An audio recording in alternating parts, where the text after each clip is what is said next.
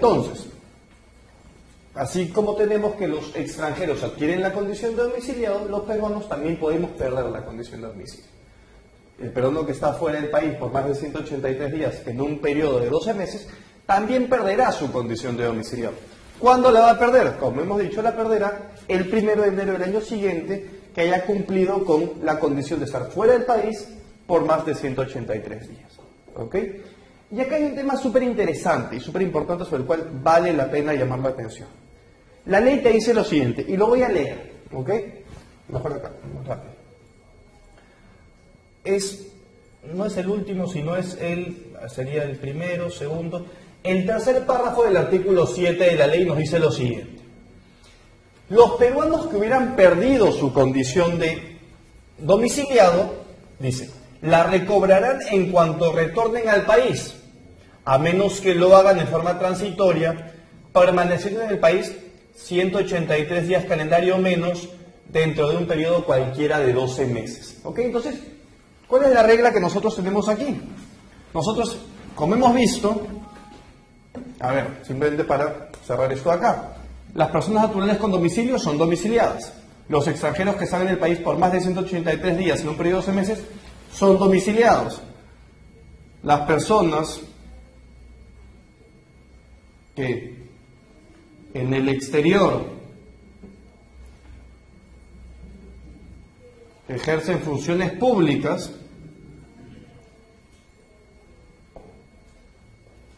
son también domiciliados.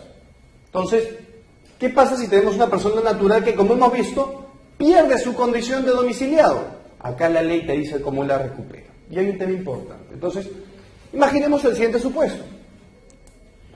¿Qué es el supuesto en mucha gente que va a estudiar a los Estados Unidos o algún sitio del extranjero, hacer algún tipo de maestría, lo que fuera? Típicamente van a estar fuera del país más de 183 días en un periodo de 12 meses. Entonces, ¿qué es lo que pasa? Esta persona sale del país, se va a estudiar, no sale con contrato de trabajo, de modo que esta persona no pierde y no sale con una visa especial ni con pasaporte. Esta persona pierde su condición de domiciliado no el día que sale del país, sino la perderá una vez que cumple la condición de haber estado fuera del país por más de 183 días en un periodo de 12 meses. Entonces, a partir del 1 de enero del año siguiente, esta persona ya no es domiciliada. Entonces, imaginemos un caso más o menos de la vida real. Te vas a estudiar tu maestría y sales en julio del año 2011. ¿Ok? Te vas en julio del 2011. Este es el año 2011. Este es el año 2012. Este es el año 2013. Entonces, ¿qué es lo que sucede? Sales, estás fuera del Perú y terminas tus estudios, imaginemos, en octubre del 2012. Probablemente algún pequeño viaje para Navidad, lo que fuera, pero claramente en un periodo de 12 meses estuviste más de 183 días fuera del país. ¿Ok? Entonces, ¿qué es lo que nosotros tenemos? A este momento, cuando esa persona retorna al país, ¿en qué condición de domicilio tiene? Cuando él se fue en julio, ¿ok? O pongámoslo, si cuando él se fue en julio, se verificaron en este término los 183 días, a partir de este momento, él será un sujeto no domiciliado. Típicamente, en este primer transcurso de tiempo, no va a estar más de 183 días fuera del país, con lo cual, en este momento va a ser domiciliado. Acá, en la medida que no ha superado los 183 días, seguirá siendo domiciliado, pero lo que es indudable es que con este transcurso de tiempo, él ya va a dejar de tener la condición de domicilio. ¿Desde qué momento deja de tener la condición de domiciliado? Deja de tener la condición de domiciliado desde este momento, desde el año siguiente.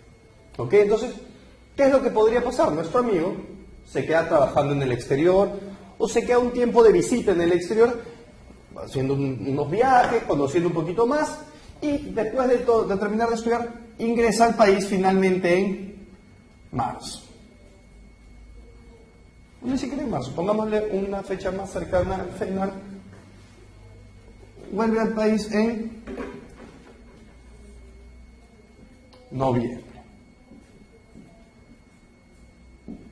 Cuando esta persona vuelve al país, él va a tener la condición de no domiciliado.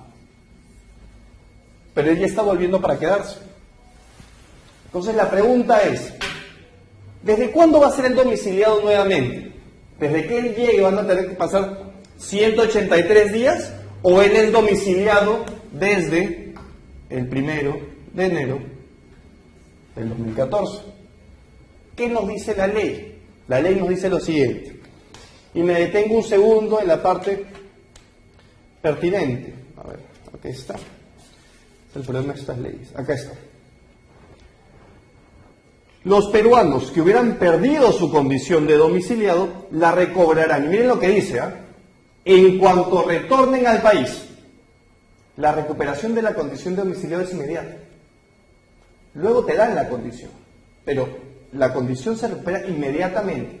Sabemos nosotros que no se recupera inmediatamente, ¿por qué? Porque todos los cambios en la condición de domicilio se verifican siempre a partir del 1 de enero del ejercicio siguiente, salvo cuando sales del país con contrato de trabajo o con la visa habilitante en el otro país. Pero cuando tú recuperas tu condición de domiciliado, porque retornas al país, en este caso, nuestro amigo vuelve en noviembre. De noviembre a enero, él no va a haber pasado 183 días en el país. Pero a partir del 1 de enero, él va a ser domiciliado. ¿En qué condición? Que él haya vuelto y se quede en el 2014, desde noviembre en adelante, más de 183 días dentro del país. Pero su condición de domicilio se recupera con su retorno al país. Es decir, para que él vuelva a ser domiciliado, no tenemos que esperar que él vuelva y que pasen 183 días, de modo que él recién recuperaría su condición de domiciliado el 1 de enero del 2015. Él vuelve a ser domiciliado el 1 de enero del 2014. Este tema es bastante importante y fluye de la redacción de la norma. El legislador ha querido que al peruano que vuelve, desde el momento que él retorna, se le considere domiciliado. No obstante, evidentemente, lo supeditan a que cumple una condición. Si luego se verifica que la condición no se cumplió y no estuvo más de 183 días, el impuesto que se hubiese dejado de pagar porque no llegó a ser domiciliado debería en todo caso ser recalculado o lo que fuera.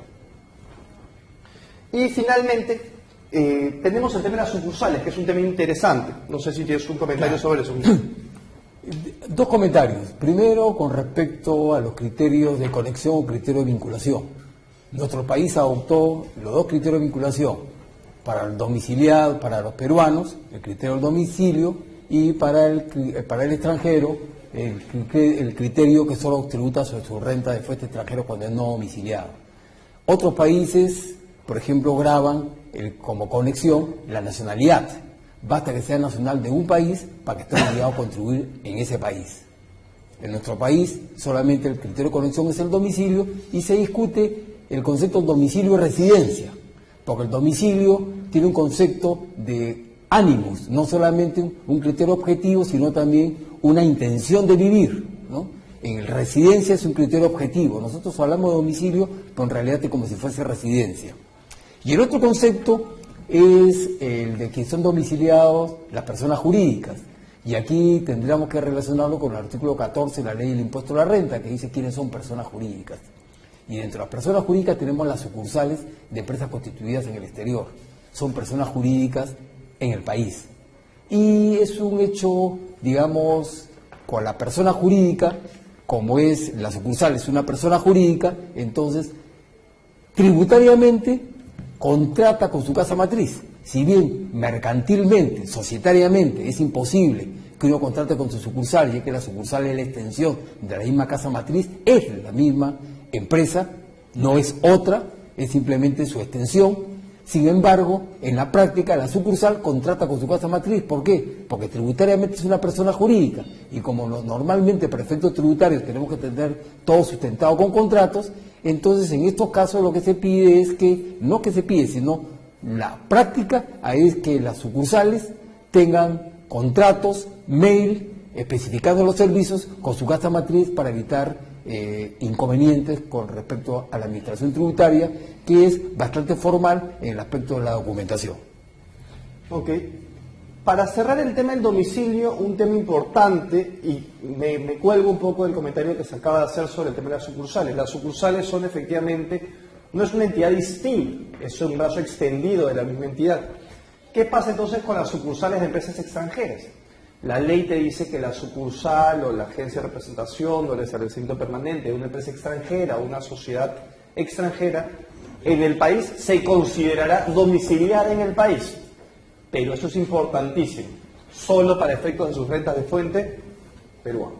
Entonces, las sucursales de empresas extranjeras que están en el país, esos son domiciliados.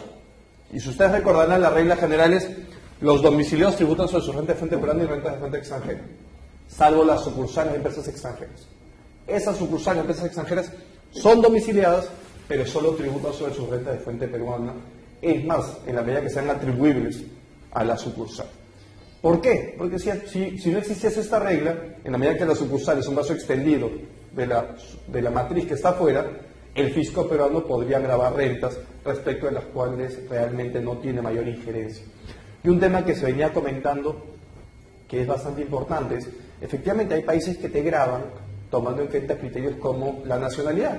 En los Estados Unidos de Norteamérica, a ti te graban por ser nacional de los Estados Unidos de Norteamérica.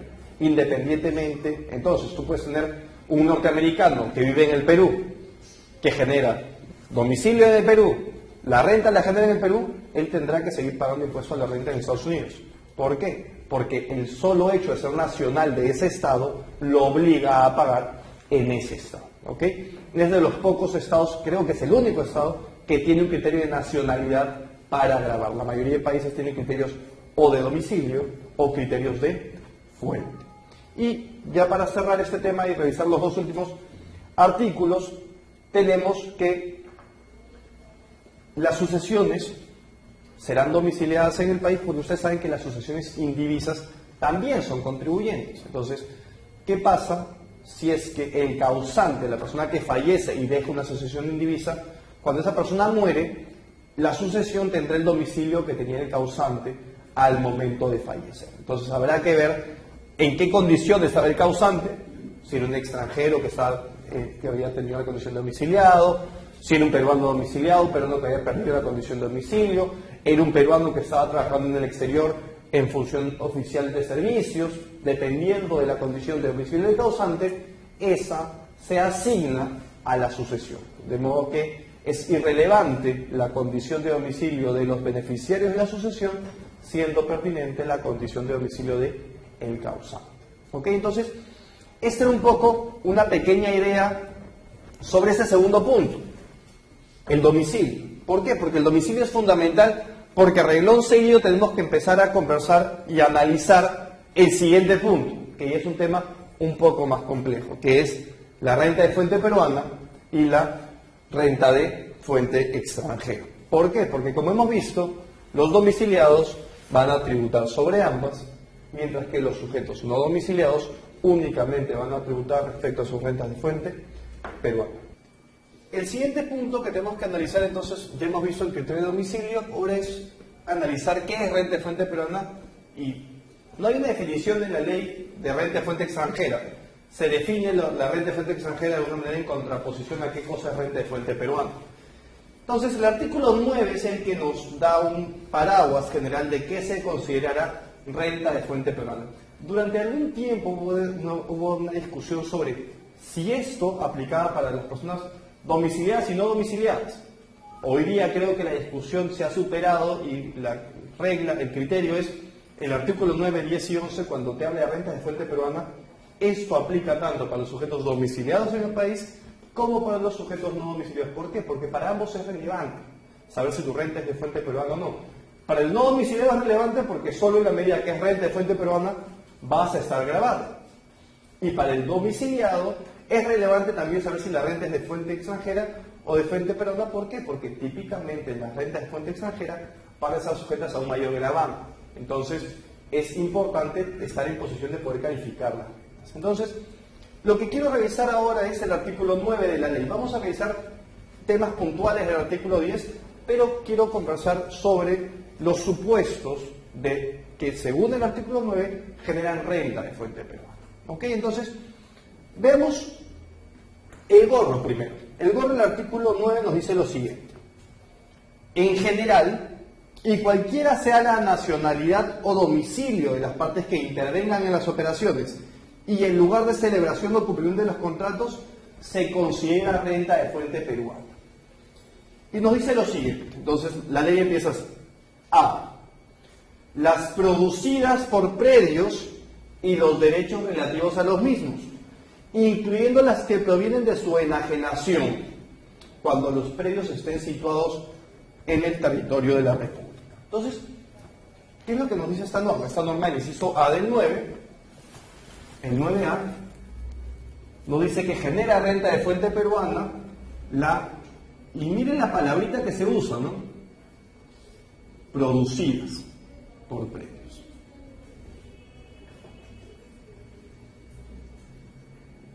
Que se encuentren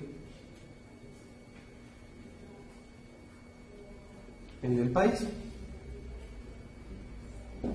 Como comentamos en un inicio, cuando la norma habla de rentas producidas, se está refiriendo a qué tipo de teoría. Se refiere a la teoría de la renta producto. Cuando entonces produces tú una renta con un predio, cuando tú mantienes el predio y lo explotas de forma tal que te genere una renta, y ese predio es una fuente durable susceptible de generarte ingresos periódicos. Es decir, alquilas el predio, por ejemplo. Si yo alquilo un predio y ese predio está ubicado dentro del país, yo generaré renta de fuente peruana. Eso es evidente, la fuente está en el país, por lo tanto el fisco peruano pretende gravar esa operación. Sin embargo, el artículo 9A, desde que tengo memoria, y creo que fue así desde el día que la norma se da en el año 93, también señala lo siguiente: las producidas por predios, y luego dice, incluyendo, ya que esto es importante, ¿ok? Dice, incluyendo las que provienen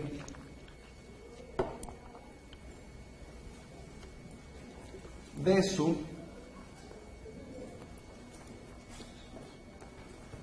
enajenación. Entonces, ¿qué es lo que la ley nos dice en este caso? Entonces tenemos que la renta producida por un predio que está en el país genera renta de fuente peruana. Y cuando hablamos de renta producida, es la renta producto. Y luego la ley, miren lo que nos dice, ¿no? Entonces, las rentas producidas por predio, incluyendo las que provienen de su enajenación.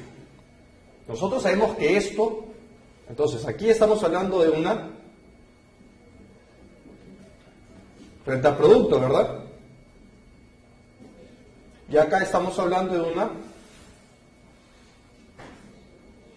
ganancia de capital. ¿Cuál es el error en el cual incurre la ley? La ley, el error en el cual incurre es que cuando habla producidas por predios y luego te dice incluyendo las que provienen de su enajenación. La lectura, ¿a qué nos lleva esto? Nos lleva a que si este es el concepto de renta producto, dentro del concepto de renta producto aquí estaría incluyendo las que provienen de su enajenación, cosa que, como nos damos cuenta, sistemáticamente no es correcto. ¿Por qué?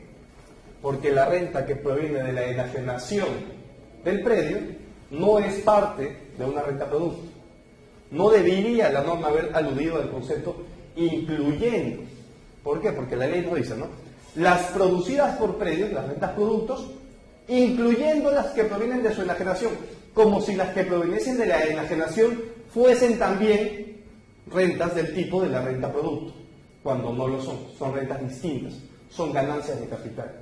Entonces no debió utilizar el término incluyendo, debió referirse a un término no asociativo, sino disyuntivo, que separase ambos conceptos, porque es un tipo de renta distinto. Entonces lo importante en todo caso, más allá de esta disquisición, es que si yo alquilo un predio que está ubicado en el país y genero una renta producto, renta de fuente peruana para el no domiciliado o para el domiciliado. Si vendo el predio, mismo supuesto, renta de fuente peruana para el sujeto domiciliado o no domiciliado. Y acá hay un tema interesante. El inciso B. El inciso B de la ley del impuesto a la renta, hasta comienzos de este año, únicamente aludía a las rentas producidas. Miren, la ley nos decía, las rentas producidas por bienes ubicados físicamente en el país o derechos utilizados económicamente. Eso es lo que la ley decía, nada más. Entonces, claro, alguien podría argumentar, ¿qué pasa entonces si una empresa extranjera tenía un bien en el país y lo vendía? Sabemos nosotros que eso no es una renta producida, no es una renta producto, por lo tanto, no califica dentro del supuesto. Eso es una ganancia de capital. Entonces, esa operación en principio no generaba renta al amparo del inciso B. El inciso B nos decía antes las rentas que genera renta de fuente peruana, las producidas por bienes situados físicamente en el país o derechos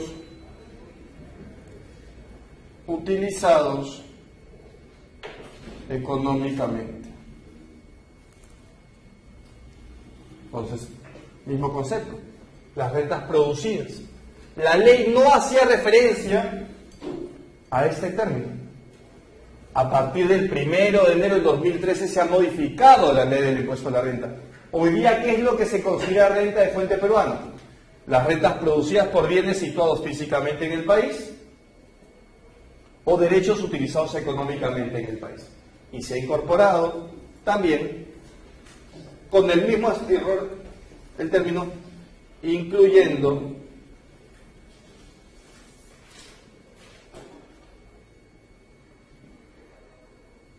las que provengan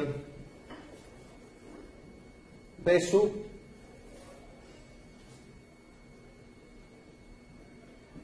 enajenación. Eso es nuevo. ¿Eso desde cuándo está vigente? 1 de enero del 2013. Y ha generado una duda bastante grande. Entonces, ¿por qué? Porque claro, yo tenía un bien en el Perú, yo lo alquilaba, era evidente que por un criterio de fuente, eso al no domiciliado me generaba renta de fuente peruana. Pero bajo este criterio, entonces, si yo tengo un bien y está en el Perú, por el solo hecho que el bien está en el Perú, el día que yo lo transfiero, el no domiciliado ya genera renta de fuente peruana. Y el segundo problema, ¿qué pasa con los derechos utilizados económicamente en el Perú? ¿Cuándo ellos generan renta de fuente peruana? No sé si quizás nos puedes ayudar. Claro, aquí, como vemos, en el primer artículo hablaba de la producida por predios, no hablaba de inmuebles. Y el predio es un concepto más limitado. Entonces, una venta de un inmueble por un no domiciliado no estaba grabada solamente en la medida que constituyera predios. Entonces se escapa dentro del campo de aplicación los inmuebles, ¿no? O sea, una venta de un inmueble, de una concesión minera, de un inmueble definido así por el Código Civil, no estaba grabado con la ley del impuesto a la renta, salvo que fuese mueble. Los muebles, como tampoco estaban grabados, entonces escapaban dentro de la tributación. Por eso creo que el cambio fue acertado incluyendo las que provienen de su enajenación. El problema es que habla bienes o derechos utilizados o ubicados en el país o utilizados económicamente en el país. Por ejemplo, la duda se presenta con las ventas hechas en el país en planta. Nosotros sabemos que de acuerdo con el comercio internacional se pueden vender los bienes CIF, FOB, ¿no? En planta. Entonces cuando se vende en la planta del que el adquiriente se vende en el Perú, en ese momento se transfiere la propiedad. Origina renta de fuente peruana para el no domiciliado. Entonces, si origina renta de fuente peruana, tiene que pedir su certificado de capital invertido, y con lo cual trabaría el comercio internacional. Hay una opinión del Ministerio de Economía y Finanzas en el sentido de que, si bien literalmente podría interpretarse de esa manera, la intención no ha sido esa, ¿no? Mejor dicho, que no estaría grabado, porque trabaría el comercio internacional este tipo de transacciones de adquisición de bienes que se efectúa en el exterior y se entregan en el país estaría fuera del campo de aplicación, pero una interpretación literal podría llevar a una interpretación de ese sentido. No tenemos reglamento, simplemente tenemos una posición del Ministerio de Economía y Finanzas. Y el otro problema que tenemos es, por ejemplo, los bienes utilizados económicamente en el país, los software, ¿no? Los software, nosotros sabemos que antes se discutía si eran regalías o no, se aclaró por el reglamento, por la ley de reglamento, en el sentido de que el software, cuando se utilizaba cuando lo adquiría para uso de la empresa, no se consideraba una enajenación. Y consiguientemente un servicio no era un servicio, escapaba dentro del campo de aplicación de las regalías y entraba dentro del campo de adquisición de bienes, como una venta de bien que efectuaba el no domiciliado, ¿no? La empresa no domiciliada. Pero ahora, al ser el software una enajenación y al estar incluidos los bienes, entonces se presenta el problema. ¿Qué pasa con los software? Entonces, como dice la palabra, utilizados económicamente en el país, entonces una posición que creo que la correcta es el software, cuando se vende, no está utilizado económicamente en el país. Entonces, consiguientemente, no está dentro del campo de aplicación del impuesto y no estaría, no estaría comprendido, no tendría por qué pagar impuesto a la renta por renta de fuente peruana. Pero, ¿qué sucede cuando el software se renueva, ¿no? Porque en el momento que se renueva ya está utilizado económicamente en el país. El contrato fue por 1 año o 2 años, se renueva, está utilizado económicamente en el país, entonces sería renta de fuente peruana. Si es renta de fuente peruana, ¿cuál es el costo? ¿Cómo lo determina? No ha sido intención, creo, de la ley, de la modificación, el grabarlo, pero se presentan esas inconsistencias. Y, por ejemplo, también el otro problema es la cesión de créditos, ¿no? Uno cede su posición contractual, cede un crédito, entonces los créditos normalmente, ¿qué sujeta? ¿Qué sucede? Necesito certificado de capital invertido, origina renta de fuente peruana, si el crédito lo cedo con recursos o sin recursos, es decir, si hay garantía o no hay garantía al que cede el crédito, ¿cuál es la situación? Como esta norma recién está vigente a partir de este año, esperemos que el reglamento clarifique estas situaciones. Sobre este punto, justo lo que veníamos comentando, algo que se desprende de lo que hemos comentado, ¿no? El problema con lo de los bienes y todo físicamente, que generaría claramente generaría inconvenientes en el comercio internacional. Eso es evidente. Entonces, creo que una disposición en el sentido que establezca que esto no aplica a bienes transables de esas condiciones podría aliviar ese inconveniente. ¿Qué pasa con el tema de los derechos utilizados? Porque aquí la norma habla de bienes y después habla de derechos. Y la ley la voy a leer simplemente dice, es renta de fuente peruana. Las producidas por bienes o derechos. No dice bienes muebles, dice bienes o derechos. Entonces, cuando habla de bienes son bienes muebles o bienes inmuebles o derechos, incluyendo las que dependen de su enajenación. Cuando los bienes están situados físicamente en el país o los derechos son utilizados económicamente. Un primer tema era, ¿y qué pasa con los intangibles? Porque los intangibles son bienes.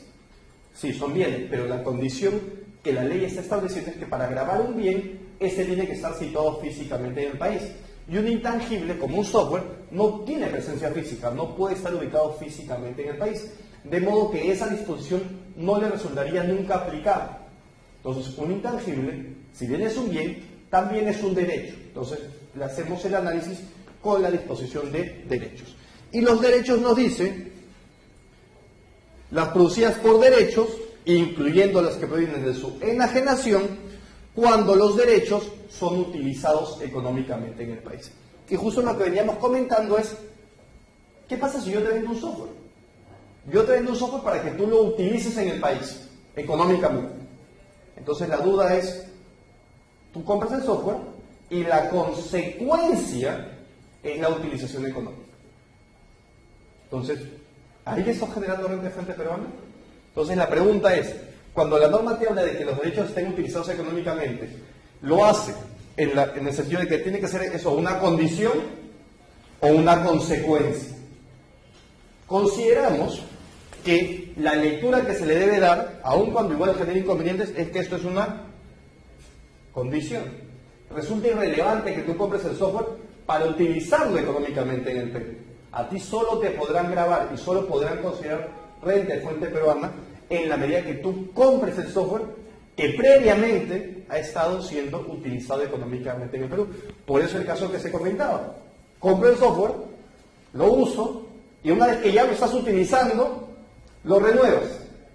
Vuelves a pagar por el software. O imaginemos otro supuesto. Te presto, lo que suele suceder muchas veces. Antes de que tú me compres el software, te doy el software para que lo utilices 6 meses de prueba. Y después de que lo has utilizado 6 meses de prueba, te lo doy. ¿Ahí qué tendrías? Ahí tendrías ya el supuesto en el cual parecería poder caer esta disposición. Es decir, el utilizado económicamente, cuando hablamos de derechos, no es una consecuencia. Poco importa yo para qué voy a utilizar ese derecho, dónde voy a utilizar el derecho. Lo importante, de acuerdo con cómo está redactada la norma, es que esto sea una condición. Antes de que tú compres, antes de que tú transfieras el derecho tiene que estar siendo utilizado económicamente en el Perú. ¿Ok? Entonces, evidentemente es una norma que genera inconvenientes, es una norma cuya reglamentación está pendiente, hay un informe del MEF en el sentido que se ha comentado, pero aún no tenemos una disposición que reglamente esto de aquí, reglamente bien el tema de los bienes y todo físicamente y acote a qué se quiere referir la disposición cuando habla de derechos utilizados económicamente para efectos de la enajenación. Otro tema importante cuando revisamos el artículo 9 es el inciso C. ¿Por qué? Porque el inciso C nos habla, y simplemente lo voy a poner acá un segundo, el inciso C nos habla de las rentas producidas por capitales. Y en términos resumidos, acá hablamos de intereses. ¿Ok? Interés es lo que uno paga por el valor del dinero en el tiempo. Y rápidamente leamos la norma, y la norma nos dice, inciso 6 del artículo 9, las producidas por capitales, así como los intereses, comisiones, primas y toda suma adicional al interés pactado por préstamos, créditos u otra operación financiera. Y miren los criterios de vinculación que establece aquí la ley. Acá los criterios de vinculación han sido, en el caso de predios, que estén situados físicamente en el país. En el caso de bienes, que estén situados físicamente en el país. En el caso de derechos, que estén utilizados económicamente en el país.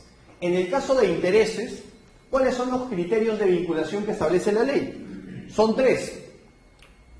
Dice, cuando el capital esté colocado en el país. Entonces, primer criterio, la renta producida, nuevamente, renta producto, por capitales, generará renta de fuente peruana ¿en qué medida? En la medida que el capital esté colocado en el país. Primer criterio. Segundo criterio, sea utilizado económicamente en el país. El capital sea usado económicamente en el país. Y un tercer criterio es el criterio del pagador. O el pagador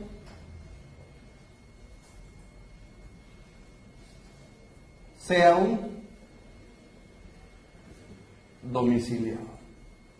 Entonces, normalmente cuando nosotros pensamos en este artículo 9C, nos quedamos en este criterio. Y lo que sí, ¿por qué? Porque suele coincidir que si el que paga es un peruano, eso es renta de fuente peruana. Y también si el que paga no es peruano, no lo consideramos renta de fuente peruana. El problema, ¿cuál es? La ley no tiene solo un criterio de conexión. Para este caso tiene 3. Entonces, si el dinero lo colocan en el Perú, es decir, lo depositan en una cuenta bancaria peruana, eso, independientemente de quién lo pague, ya va a generar renta de fuente peruana para el sujeto no domiciliado que te prestó. Eso es importante. Imaginemos el siguiente supuesto, el siguiente ejemplo. Tenemos una empresa que está, este es mi dibujo, este es Estados Unidos, Imaginemos una empresa en los Estados Unidos, y acá tenemos, mi dibujo de Perú es peor todavía.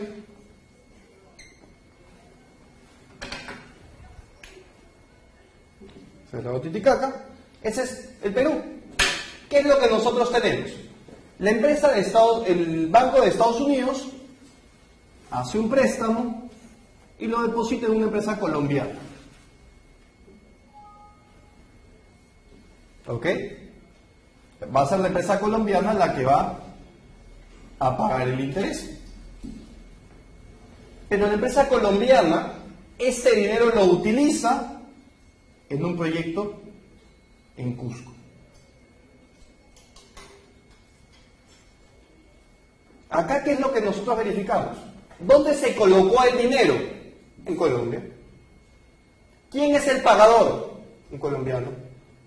Pero ¿dónde se utilizó económicamente? Podríamos argumentar que se utilizó económicamente en Cusco, porque ahí es donde fueron utilizados los fondos.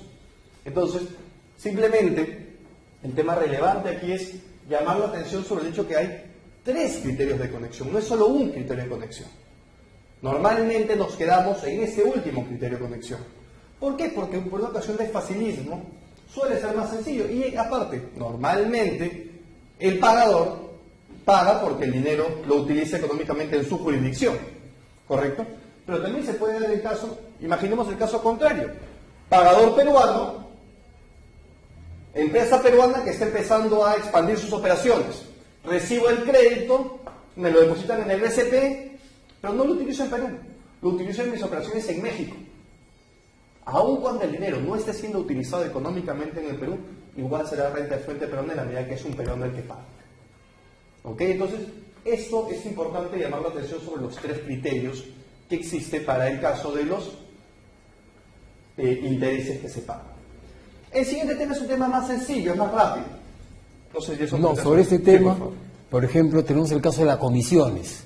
Y aquí hay una posición de administración tributaria de la SUNAT, donde dice que las comisiones también es renta de fuente peruana, una comisión cobrada por un banco estructurador. Un banco que cobra afuera, cobra una comisión, entonces dice esa comisión también es renta de fuente peruana. Y consiguientemente debe gravarse el impuesto a la renta al incluirlo dentro de este inciso. Pero como hemos visto, la norma habla de intereses y comisiones, pero siempre relacionada con el interés. Consiguientemente, si el estructurador no es la persona, digamos, no es la que cobra un interés, no es la que cobra una comisión, la que presta el dinero, entonces no, la comisión no estaría grabada. Por ejemplo, hace la casa matriz, cobra una comisión porque garantiza el préstamo en la sucursal o en la subsidiaria. Entonces, le cobra una comisión, entonces esa comisión ¿está grabada o no está grabada? Según la posición de la administración tributaria, esa comisión está grabada en virtud de esta norma.